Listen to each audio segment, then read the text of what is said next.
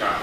We're trying to begin by compensating 20% and create Costa Rica as a carbon neutral destination by sharing the costs amongst all the tour operators, hotels, and transportation agencies. I'm going to show you a quick video here.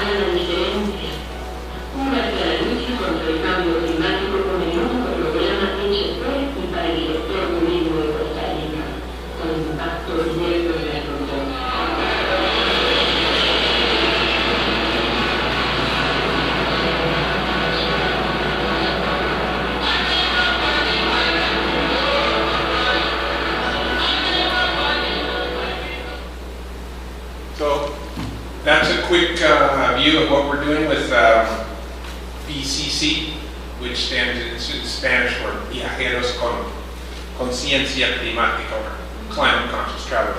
Our stakeholder is the country and the tourists of the world. Costa Rica has a policy, an official policy of becoming carbon neutral in the year 2021. So this is our part that we're trying to work. As you probably, many of you know, our sustainable tourism certification and work in Costa Rica is government sponsored. It's an official policy of the Costa Rican government, sustainable tourism and sustainable development. So it's a lot easier for us than many others to engage the government in what we're doing. So you can see very quickly, we made an agreement with this organization called CONAFIFO to plant trees and compensate for carbon. Out of this money, 20% goes back to CONAECO for administration and for developing new programs and things like this video, for instance. And ultimately, the program will allow us to share the costs of all of our international tourists and compensate for their carbon in international flights. And the cost per hotel, for instance, will be about 72 cents per guest when it's shared amongst all of the hotels, tour operators, transportation companies, etc. We can see from the chart here some of the details. We don't have the time to go in depth into this presentation, but I wanted to give you a quick overview of how this thing works. The energy, you can see the thousands of tons of energy that's created, and this is based on a 2005 survey that we found. Obviously, this is a very ambitious program on our part in terms of how much we can do and how far along we can get, but it's turned out to be an incredibly lucrative, relatively speaking, program for us because of that 20% that we get from doing this. It's a very nice cycle between the hotels, tour operators, Kane'eco, and the government with reforestation. The objective is to compensate all of the carbon. Right now we're basing it on 20% and working up from there. The amount of tourists now has gone up to 2.2 million, so the 20% compensation will be a little bit over a million when we're done. So you can see here from 2007 versus 2005, unfortunately, these are the only figures we have right now. We're still working to try and get some figures from the last 4 years. So the emissions from use of energy and international flights is very high. Costa Rica is a country that has 100% non-fossil fuel energy, electricity generated. We do it all through hydroelectric and geothermal. And so we have two models that we use working with FONAPICO. One is reforestation with native species, and the other one is projects for protection of forests. Avoided deforestation, I'm sure you're familiar with REDD, and in the buffer zones, we're also working very hard on trying to create polycultures of native species so that we have a symbiosis with the wildlife and the birds. So there's various ways that these can be paid. Our stakeholders, of course, as I mentioned before, are the tourists that come to Costa Rica and the companies that are getting the added value of offering Costa Rica as a carbon neutral destination at no cost to the tourist. So you can see from the commercial airwords what kind of havoc we're wreaking in the air. I think one of the issues in sustainable development and ecotourism has been a concentration on conservation areas, natural areas, and visitation. But we've neglected, out of sheer quantity and difficulty, to concentrate on the natural areas in the oceans and in the skies. So we have various styles of becoming part of DCC. You can become a partner or you can become a member. The partner is basically through some honor system agrees to compensate all the CO2 of its clients' international flights. Obviously this will have to be evidenced later, but right now we're starting with the idea of getting on board as a volunteer and hopefully buying the offsetting the carbon for their flights through a voucher system. You can see how it works in terms of flying in and the emissions and how it comes over to us. FONAPICO is the official organization of the Costa Rican government, which is in charge of planting trees and reforestation. It stands for the Federal Reforestation Program. We are partners with them now. So you can see, as I mentioned before, we have clean energy generated from hydroelectric power and geothermal power. So we're concentrating all of our compensation in reforestation. Coffee also is a great sequester of carbon, and so a lot of the coffee industry in Costa Rica, which is quite large, is participating in the national network of price reserves and with FONAPICO.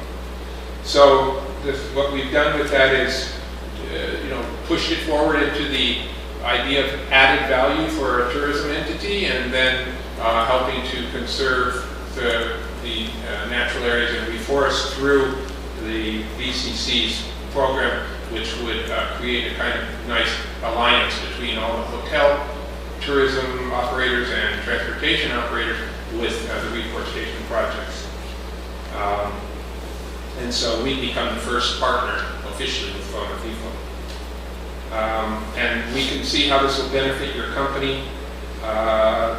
Here, you will have a logo that you can display. With the increasing tendency for tourists who look for and prefer destinations that are responsible, and particularly hotels and tour operators that show some degree of responsibility, or in our case in Costa Rica, have a certification level of 1 to 5, this becomes a very important attribute. And it's also the first global program of its kind, and so we're very proud of that. These are some newspaper articles that have been written about the program already. It's becoming quite well known in Latin America. And here's another one. And this is the certification we give to all the hotels, tour operators, etc., tourism entities. The stakeholder gets a certification that they compensate for their flight, and this has a very nice effect of sort of rewarding you in some way with a prize. So I'm going to show you a final video where we introduce this, which is our CANEECO, the Cámara Nacional de Ecoturismo. It is our conference we do every year. We're doing one in 2013, which is going to be a big kind of summit forum for sustainable and ecotourism for the world. And I wanted to show you a quick video of one of the past conferences we've done in Costa Rica. And hopefully all of you and all of your colleagues will be able to attend this, because we believe Costa Rica, as being the leader of ecotourism and sustainable tourism in the world, will be able to show you things and learn from you as well on a level much higher than has previously been shown in ecotourism conferences.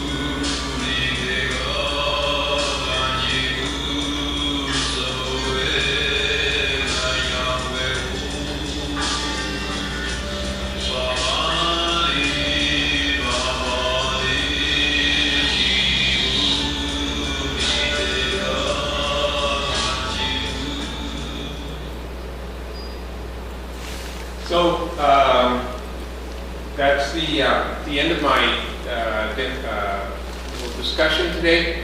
We can talk more about this later, but I wanted to create the idea that conservation areas and stakeholders are not necessarily in jungles or in protected areas, but they're also part of the global alliance that we have with the rest of our environment, which is water, air, and particularly tourism. Thank you very much.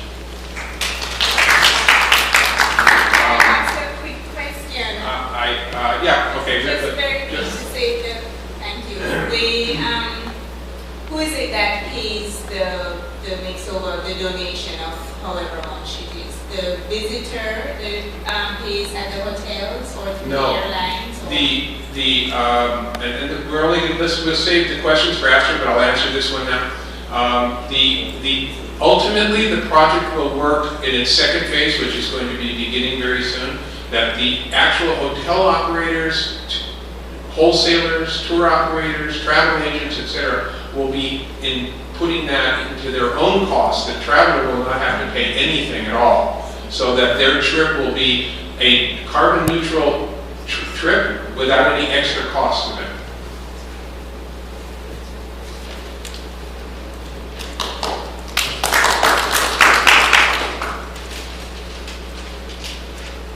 Thank you. We know that we are pretty much on coffee break, but I'm going to quickly, briefly go through, as a small NGO based in Japan, the Japan Ecology Association, what are our stakeholders and how we benefit by linking with international communities.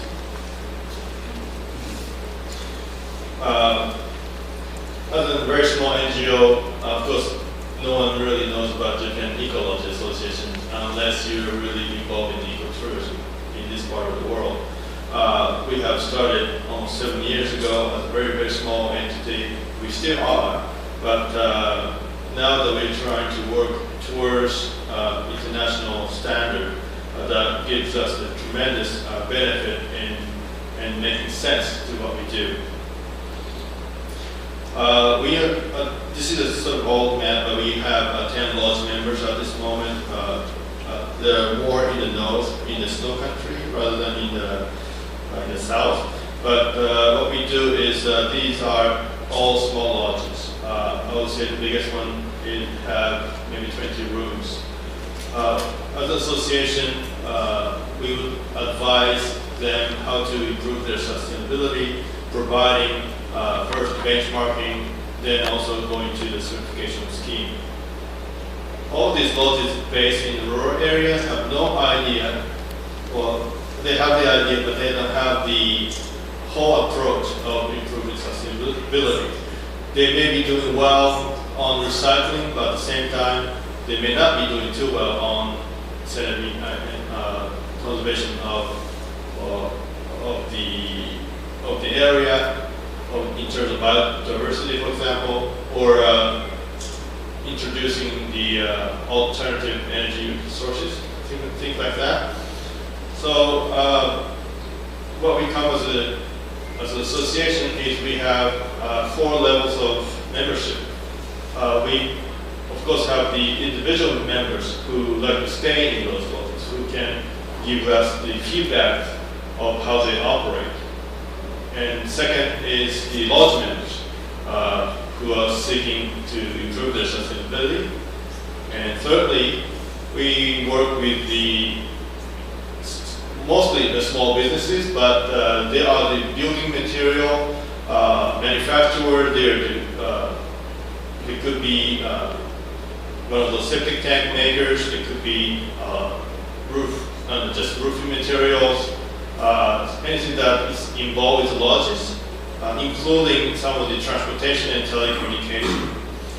And fourthly, we have a membership for local governments and institutions who invite us to do a workshop where we introduce how to improve their sustainability in their destinations. So that's something that